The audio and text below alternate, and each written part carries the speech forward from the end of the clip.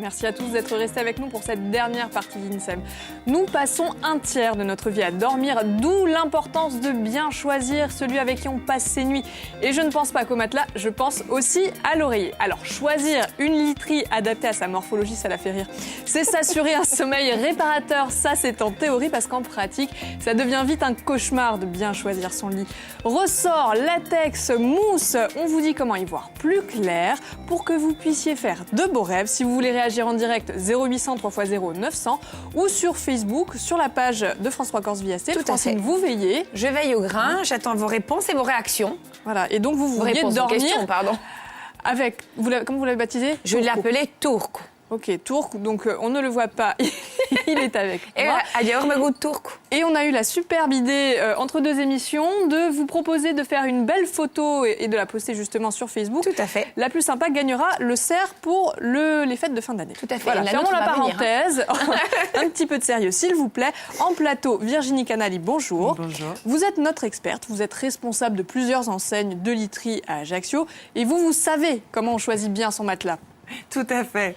Et il y a plusieurs facteurs très importants. On va en parler. Il y a une anecdote qui vous fait énormément rire. Ah, il y a une anecdote qui nous fait toujours rire, c'est que lorsque les gens viennent essayer leur matelas, ils s'assoient dessus et au bord du lit. Voilà, au bord du lit et ils tapotent le. Voilà, on leur demande régulièrement si c'est comme ça qu'ils dorment, parce que pour choisir une literie, mieux vaut s'allonger et l'essayer réellement. Voilà, c'est pas comme ça qu'on fait. Hein.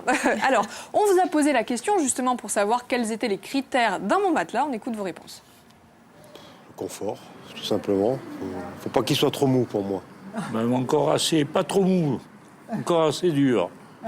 Voilà, parce que sinon, on se range dedans, c'est fini. Hein. Quand c'est trop mou, c'est pas bon. La solidité, la texture, le moelleux du matelas. Moi, j'aime bien être bien dans mon lit, bien à l'aise. Qu'est-ce que ça apporte de bien dormir? Ça apporte que vous vous réveillez le matin, vous êtes en pleine forme. Il faut qu'il soit bien ferme. C'est mieux. Après, on met souvent le prix pour ça, parce que c'est vraiment important. Donc, Justement, combien vous mettez? Ça dépend pour des matelas. Environ 1 000 €, il faut... Un petit peu moins. Je me dis ça. Ils vont peut-être pas dormir. Oui aussi, et puis ils ne sont pas de différence d'avis aussi, ils vont peut-être pas dormir ensemble ce soir. Bref, il y a plein de technologies, Virginie. Comment est-ce qu'on fait pour savoir laquelle est la plus adaptée, par exemple, à notre morphologie? Alors, clairement, on essaye le matelas et on voit comment le corps réagit dessus. Et c'est tout l'intérêt d'aller chez un expert, parce qu'en général, dans les grandes surfaces d'ameublement, on vous laisse essayer seul. Donc, vous regardez le confort, mais vous ne savez pas réellement si, au bout du bout, vous serez bien dedans pour une nuit complète. Alors, on entend parler de plein de technologies, en particulier la technologie à mémoire de forme. Qu'est-ce que c'est et pour quel type de morphologie? Alors, la mousse à mémoire de forme, c'est ça. C'est une mousse qui a la capacité de se remettre en forme, mais qui a aussi la particularité d'avoir un accueil plutôt, non, justement, plutôt un peu souple, et pour autant un bon soutien. C'est-à-dire que voilà, vous vous appuyez dessus, mais immédiatement, elle va repousser le corps pour lui apporter du soutien. Mais vous avez cette impression d'accueil très enveloppant, de soulagement des points de tension, puisque le corps n'est pas plat. Elle est concentrée. Elle vient vous voir. Elle est dubitative. Moi, j'écoute. Et une des choses que l'on voit dans le reportage, c'est que les gens demandent souvent quelque chose d'assez ferme. Enfin, ils parlent de ferme en pensant que l'on va bien dormir sur du ferme. C'est une idée qui vient du médical, mais qui n'est valable que pour des personnes bien particulières. On dort mieux sur un matelas un peu souple. Et notre métier au quotidien, c'est d'expliquer aux gens qui dormiront mieux sur quelque chose de souple qui va soulager leur tension. Alors Virginie, j'ai une question de la part de nos internautes. Angélique qui nous demande, j'ai une hernie discale. Qu'est-ce que je dois choisir comme matelas? Mon mari a une scoliose, alors quel est le mieux? Attention Virginie, chaque mauvaise réponse est une moustache. Oui, alors attention. Donc clairement, typiquement, la hernie discale, c'est un des seuls cas pour lequel on va conseiller un matelas ferme. Si monsieur, lui, en l'occurrence, a une scoliose et a besoin qu'on soulage un petit peu ses points de pression, on peut avoir aujourd'hui des matelas avec 2 technologies différentes à l'intérieur l'intérieur, côté droit, côté gauche, côté droit, en fonction de qui dort quel de quel côté. voilà, C'est un couple bien amoché quand même. Hein. Oui, là par contre, Ah, vous travaillez pour la paix des ménages, d'accord. Virginie, cette fameuse mousse à mémoire de forme, on entend dire qu'elle n'est pas forcément conseillée dans les endroits où il fait chaud. Pourquoi ? alors, c'est une mousse qui, effectivement, est moins perméable, on va dire. Et comme on perd quasiment l'équivalent d'une demi-bouteille d'eau par personne et par nuit, il est nécessaire que le matelas s'aère bien. Donc, le ressort est une technologie qui va permettre une bonne aération. Aujourd'hui, dans les mousses à mémoire de forme, plus on met le prix, plus effectivement on va avoir une bonne capacité d'aération, même de mousse à mémoire. Mais comme vous le voyez, c'est très dense. Très dense, hein, oui. Alors là, on revient avec une autre question. On insiste un peu sur la mémoire de forme et le fameux problème de scoliose. Est-ce que la mémoire de forme, c'est bien quand on a ce type de problème, scoliose, hernie ? Oui, alors hernie plutôt ferme, donc une mousse à mémoire de forme, c'est quand même, ça a un bon soutien, mais c'est peut-être pas suffisamment ferme. On ira plutôt sur une technologie latex ou même une technologie ressort qui aujourd'hui va vraiment apporter du soutien. D'accord. Alors Virginie, ça c'est plutôt problème de dos et gros gabarit ? Pour la mousse à mémoire, oui, ça peut être pour tout le monde parce que cet accueil ce soulagement des tensions, on l'a tous et on en a tous besoin, quel que soit son gabarit. Après, c'est vrai que sur un gros gabarit, ça fonctionne plutôt bien. D'accord, je dis pas ça pour Angélique, hein, ça vous fait rire. Je dis rien, moi. J'écoute sagement. C'est infernal. Alors, une autre technologie qu'on connaît, c'est le ressort. Le ressort en sachet aujourd'hui, c'est vrai que le ressort, on pense plutôt technologie vieillotte, quoi, et liquide grince. Exactement, ça nous rappelle le liquide grince, le ressort qui perce, éventuellement des mal de dos, des ressorts qui s'affaissent, parce que du coup, à force d'avoir bougé le matelas, aujourd'hui, c'est beaucoup moins le cas. Les fabricants ont énormément travaillé sur cette technologie. Avec la mémoire de forme, ça fait partie des 2 technologies les plus performantes et les plus innovatrices. Et ce que l'on a maintenant, c'est la combinaison des 2, beaucoup. Ah d'accord, on combine, moite-moite. Exactement, enfin pas moite-moite, mais couches superposées, ressort pour le bon soutien et la mémoire de forme pour cet accueil moelleux sur le dessus. Alors la mémoire de forme, justement, est-ce qu'il faut souvent la retourner ? Est-ce qu'il faut la manipuler ? Alors, c'est une bonne question. Effectivement, on a tendance à vouloir retourner son matelas pour qu'il s'aère. Mais c'est un petit peu dépassé. Il y a encore des technologies où c'est nécessaire. Il y a encore des matelas pour lesquels il y a une face hiver, face été. C'est juste pour une question d'aération. Mais il y a des technologies maintenant tellement performantes qu'il n'y a plus réellement besoin de retourner son matelas. Il y en a même qui ne se retournent pas. Carrément. Donc, il ne faut pas toujours le faire. Donc, on précise, Virginie, le ressort en sachet, il est donc dans un sachet. Hein, exactement. C'est tout à... Oui, on se demande ce que ça veut dire. Mais pourquoi ? Pour le préserver de l'humidité, parce que le ressort, c'est quand même quelque chose de métallique. Et comme, une fois de plus, on perd beaucoup d'eau, pour le protéger de l'humidité, on l'a en sachet. Du coup, plus de problème de ressort qui grince. D'accord. Il y a d'autres technologies, donc il y a la mousse, le latex. Exactement. En fait, il y a 4 technologies, vous les avez toutes citées. Mémoire de forme, ressort, latex et mousse classique, mousse polyuréthane, qui est la technologie la moins innovante aujourd'hui. Donc ça, c'est pour la technologie. Oui, Francine. Une bonne réaction de Lennon. Lennon Kiss. Donc, j'ai souvent mal au dos. Aussi, il y a un rapport avec le coussin qu'on peut avoir. La question, elle est un peu bizarre, mais elle veut dire quelque chose. Oui, on a compris la question.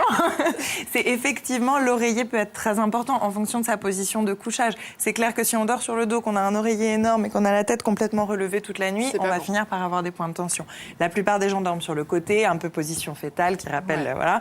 Et c'est vrai que du coup, il faut un oreiller qui va bien se caler entre l'épaule et la tête et qui va permettre d'aligner la colonne. C'est ce qu'on regarde en magasin d'ailleurs. Plutôt dur, plutôt souple ?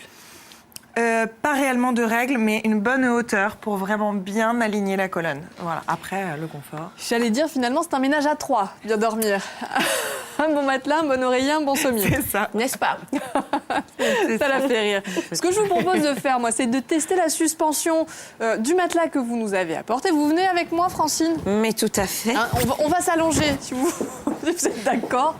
Parce que du coup, il y a la technologie, mais il y a la suspension qui est très importante. Vous venez, on va se coucher. C'est bizarre, ça, Amélie, cette histoire. Donc je peux, hein, on est d'accord. Tout à fait, allez. Vous pouvez, allez-y. Alors, donc si on est avec quelqu'un qui bouge. Alors, justement... Tu le pinces. Il y a cette solution, éventuellement. Alors, je vous pique l'oreiller, d'ailleurs. Hop. Il est très confortable, celui-ci. Il est bien. Et voilà, ce que les gens n'osent pas faire, effectivement, au magasin, c'est vraiment de s'allonger. C'est vrai que c'est pas toujours facile. C'est lié à notre carrière s'arrête ce soir.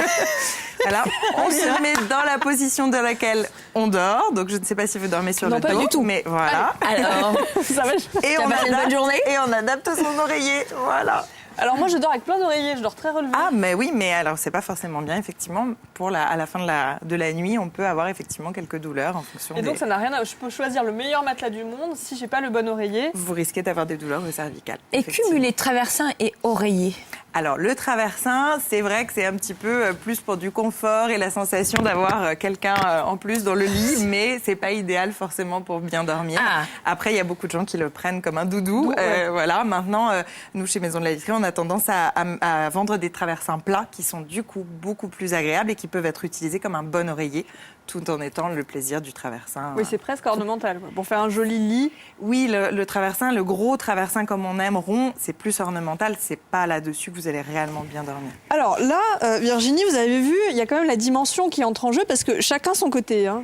Chacune, pardon. Eh bien, ça va, vous avez chacune, voilà, ou chacun son côté, ça. mais vous allez effectivement avoir une meilleure indépendance de couchage. Plus le matelas est grand, plus vous allez, et plus la technologie aussi est en mousse, souvent les mousses à mémoire, plus quand vous bougerez, l'autre ne bougera pas forcément. Donc ça, c'est aussi un critère très important pour bien choisir son matelas. Tout à fait. Est-ce que tu Alors, bouges, toi? Énormément, hein, surtout si je fais des cauchemars. Mais, on m'a parlé d'une question coût. Est-ce que c'est cher? Est-ce que c'est un investissement, un bon matelas? Alors, un bon matelas, c'est un investissement, mais c'est un investissement pour 10 à 12 ans. Quand sur 10 ans, on y passe quasiment plus de 3 ans. Donc, c'est vraiment important. Et puis, le sommeil, ça garantit de belles journées. Donc, en revanche, c'est pas parce que on met le prix qu'on va forcément bien dormir. Si la technologie n'est pas adaptée à votre morphologie, vous pourrez mettre les prix que vous voulez. Vous ne dormirez Ça pas change bien. rien. Donc... Alors, on serait resté, je ne sais pas ce que vous en pensez, volontiers. Volontiers, jusqu'à la fin de oui, l'émission c'est sur ce très, très matelas. agréable. D'ailleurs, le design du matelas est très beau.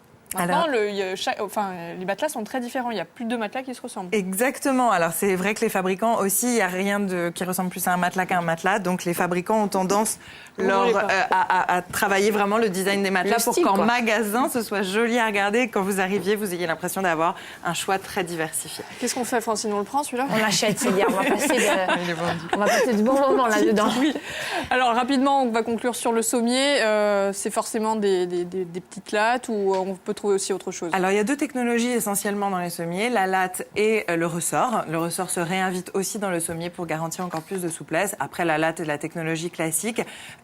Nous, chez les spécialistes, on ne vend pas de latte fixe, on vend des lattes souples qui travaillent avec le matelas. Et évidemment, vous aurez une meilleure garantie quand vous achetez sommier et matelas ensemble. Il suffit qu'une latte soit légèrement fendue sur un sommier pour que tout votre matelas et tout votre sommeil soit effectivement abîmé, on va dire. D'accord. Mais en tout cas, merci Virginie pour toutes vos explications. Très très rapidement ce soir, Francine, à ne pas rater Philippe Tout à fait. Martinette. Le rendez-vous de Philippe Martinette pendant 20h, c'est un best-of à regarder, donc soyez au rendez-vous. Génial. Et demain, à votre place, Virginie, on va parler d'autre chose. C'est que faire en cas d'étouffement. C'est très très important ça pendant les Et fêtes. ça tout mal. Vous croyez pas si bien dire, Francine. Demain, on va vous mettre à contribution. On vous dira que surtout, il ne faut pas taper dans le dos de la personne si quelqu'un avale de travers. Mais tous les détails demain, même endroit, même heure. Ciao, bon après-midi.